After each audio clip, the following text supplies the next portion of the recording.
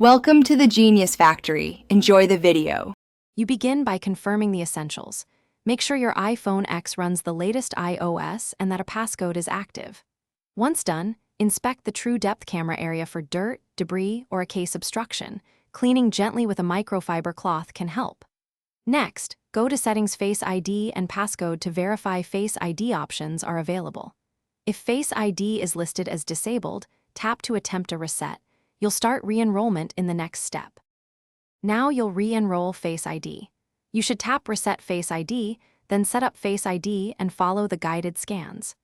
Position your face inside the frame and move your head slowly in a circular motion so both scans capture different angles. This ensures depth mapping succeeds. Make sure you remove sunglasses and hold the device about 10 to 20 inches from your face. Avoid strong backlighting. If enrollment fails, restart the phone and retry the setup process to clear transient errors. Finish by testing Face ID immediately.